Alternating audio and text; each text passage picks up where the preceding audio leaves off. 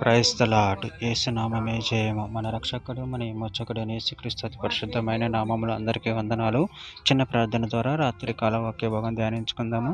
పరిశుద్ధుడ మహాగణుడు దేవ యేసయ్య సర్వాధికారి నాయన మీకు వేలది వందనములు కృతజ్ఞత స్తుతి స్తోత్రం చెల్లించుకుంటున్నాను దేవ రాత్రికాల సమయంలో ప్రభు వాక్య భాగం ధ్యానిస్తుండగా వాక్య భాగం మాకు అర్థమవుతున్న సహాయం చేసి మీ కృపలో బలపరిచి మీకు మాదిరిగా మమ్మల్ని నడిపించి మీ చిత్తం మా జీవితంలో జరిగించమని చిన్న ప్రార్థన యేసుక్రీస్తు అతి పరిశుద్ధమైన నామములు అడిగి వేడుకుంటున్నాను తండ్రి. Amen amen.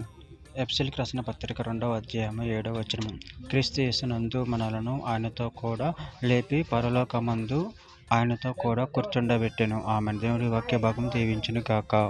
ప్రభునందు ప్రియులారా, ఇక్కడ వాక్య భాగంలో గమనించినట్లయితే క్రీస్తు యేసునందు మనలను ఆయనతో కూడా లేపి పరలోకమందు ఆయనతో కూడా కూర్చుండబెట్టెను.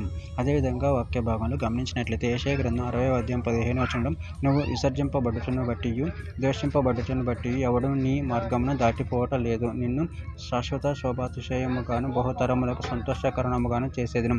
ఎఫెసీయులకు రాసిన పత్రిక 2వ అధ్యాయం 4వ వచనం, ఆయనను దేవుడు కరుణ సంపన్నుడయుండి మనము మన అపరాధముల చేత చచ్చిన వారమై ఉండినప్పుడు సైతము మన ఎడల చూపిన తన మహాప్రేమ చేత మనలను క్రీస్తుతో కూడా బ్రతికించెను. తిమోతికి రాసిన మొదటి పత్రిక 1వ అధ్యాయం 16వ వచనం, ఆయనను నిత్య జీవము నిమిత్తము తనను విశ్వసింపబోవు వారికి నేను మాదిరిగా ఉండులాగన యేసుక్రీస్తు తన పూర్ణమైన దీర్ఘశాంతమును ఆ ప్రధాన పాపినైన నా యందు కనపరచున్నట్లు నేను కనికరింపబడితిని. యెషయా గ్రంథం 60వ అధ్యాయం 21వ వచనం, నీ జనులందరూ నీతిమంతులయ్యుందురు, నన్ను నేను మహిమపరచుకొనున్నట్లు వారు నేను నాటిన కొమ్మగాను నేను చేసిన పనిగాను ఉండి దేశమును శాశ్వతంగా స్వతంత్రించుకొందురు. రోమీయులకు రాసిన పత్రిక 11వ అధ్యాయం 33వ వచనం, ఆహా దేవుని బుద్ధి జ్ఞానముల బాహుల్యం ఎంతో గంభీరము, ఆయన తీర్పులు శోధింపునెంతో అశక్యములు, ఆయన మార్గములు ఎంతో అగమ్యములు.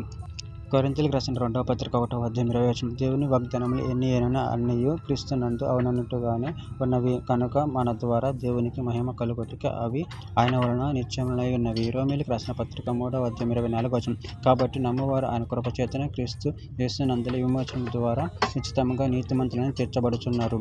చివరిగా ఒక మాట, ఎఫెసీయులకు రాసిన పత్రిక 1వ అధ్యాయం 6వ వచనం, మనము తన ఎదుట పరిశుద్ధులమును నిర్దోషములై ఉండవాలని జగత్ పునాది వేయబడక మునిపే ప్రేమ చేత ఆయన క్రీస్తులో మనలను ఏర్పరచుకొనెను. ఆమె. దేవుడి వాక్య భాగం దీవించిన కాక చిన్న ప్రార్థన చేసుకుందాము.